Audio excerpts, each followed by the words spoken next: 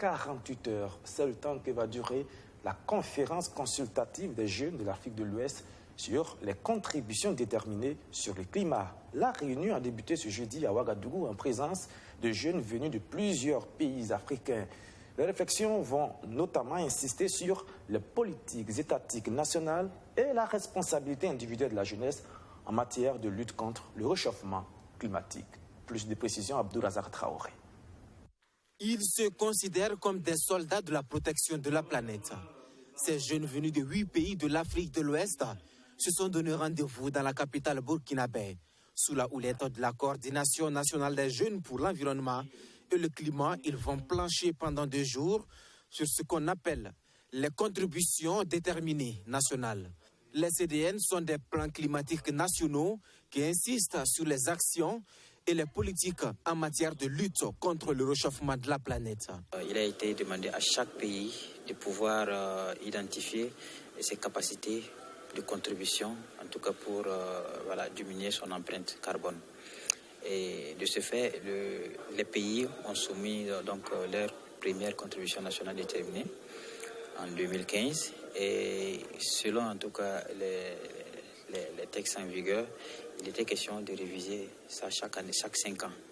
Et nous sommes donc à la première révision des contributions nationales déterminées.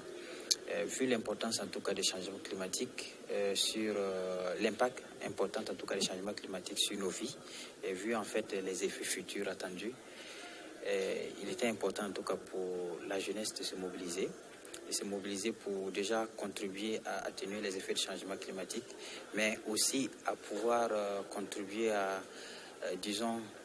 faire avancer les politiques. Faire agir les politiques dans la prise de décision, c'est justement cet aspect des choses qui séduit l'ambassade de France au Burkina Faso.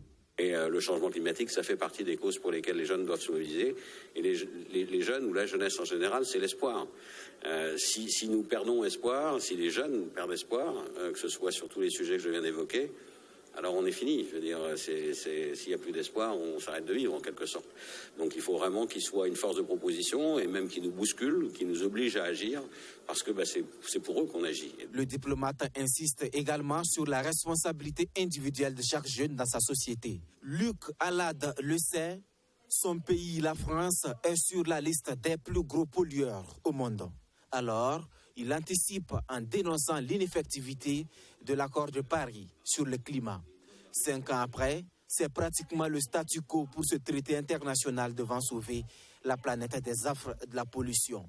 Cette conférence consultative des jeunes de l'Afrique de l'Ouest sur les contributions déterminées sur le climat est donc un cadre d'interpellation des dirigeants sur les engagements pris. Un événement sous la présidence du ministère de l'Environnement, de l'économie verte et du changement climatique.